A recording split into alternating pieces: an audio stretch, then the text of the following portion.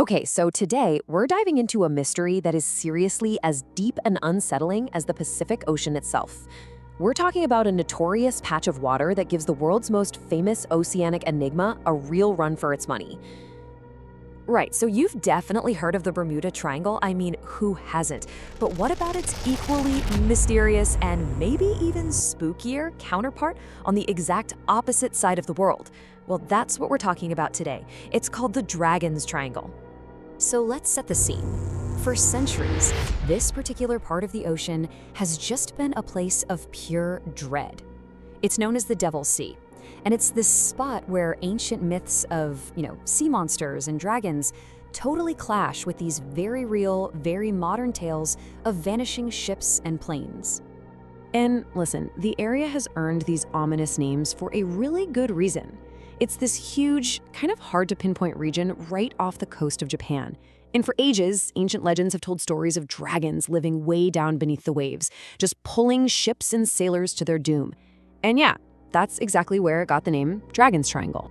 Now, what's really wild is that geographically, the Devil's Sea isn't just some random patch of ocean.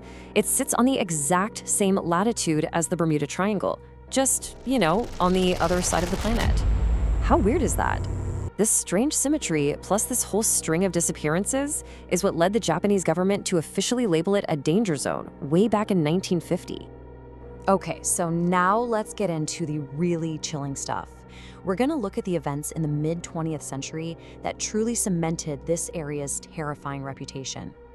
And we're not talking about just a few isolated incidents here. No, this was a deeply disturbing pattern. Get this. Between 1945 and 1950, a major Japanese newspaper reported that at least 9 vessels had been lost in the area. But there were 2 cases in particular that really stood out for just how bizarre they were. And just to give you an idea of how bizarre things got, listen to this. It's all captured in this one frantic final message from a Japanese military pilot back in August 1945. He gets on the radio to his control tower and says, "The sky is opening. What's happening to the sky?" And then just silence. The plane, the pilot, gone. Never heard from again. So in an effort to figure out what in the world was going on, the Japanese government actually sent a research vessel, the Kaiomaru No. 5, to investigate the danger zone. And in this just tragic twist of irony, the ship itself disappeared, vanished, along with all 31 scientists and crew members on board. And you guessed it, no wreckage was ever found. Okay, so with stories this terrifying, you can imagine what happened next. The legend of the Dragon's Triangle just exploded. But the big question was, how much of it was actually true? It was time for investigators to really dig in and see how this spectacular myth held up against, the cold, hard facts. These tales became so sensational, so crazy, that an American researcher named Larry Cush, who, by the way, was already famous for debunking myths about the Bermuda Triangle, he decided to investigate. And he did the smart thing. He went directly to the source. He contacted the Japanese government. And what he found was, well, it was a totally different story from the popular myths, a lot of which were pushed by a writer named Charles Berlitz. So, for example, Berlitz claimed these huge military ships vanished in perfectly calm seas. But the official records? They showed they were actually small fishing boats lost during massive typhoons. And that vast, forbidden danger zone Berlitz wrote about? The government clarified it was just a tiny 10-mile wide area right around an underwater volcano. So when you look at the official data, it really seemed like the mystery was solved. It looked like a classic case of sensationalism, just combined with some really bad weather and natural hazards. All of it spun into this big paranormal legend. Case closed, right? Well, not so fast. Because just when the myth seemed completely busted, a discovery was made deep, deep beneath the waves of the Dragon's Triangle. And this is something that defies any simple, logical explanation. And this brings us to the one piece of evidence in the Dragon's Triangle that even the most hardened skeptics have a really hard time dismissing. We're talking about the mystery of the Yonaguni Monument.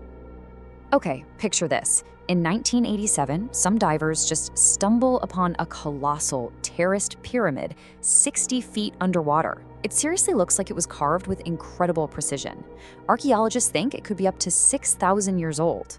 Now, if that's true, that would mean it was built way before humans supposedly had the technology for something like that. And the biggest question of all is, why is it here, at the bottom of the sea, right in the heart of the Dragon's Triangle?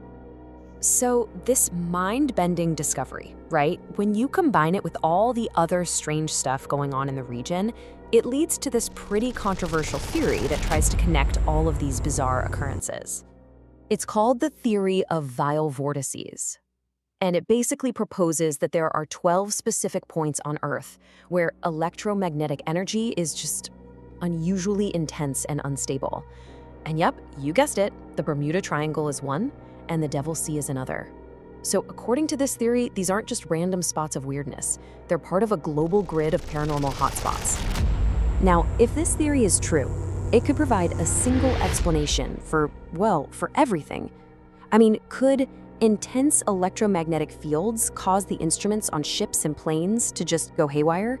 Could they warp someone's perception so much that a pilot thinks the sky is opening? Could they even be the source of the extreme, unpredictable weather that sinks all those vessels? So, in the end, the Devil's Sea leaves us with way more questions than answers. Is it all just a simple legend built on some bad weather and a lot of exaggeration, just like the official records suggest? Or does that sunken pyramid and the whole vortex theory point to a much deeper, much stranger truth that we're only just beginning to understand? The real question is, what do you think is really happening in the Dragon's Triangle?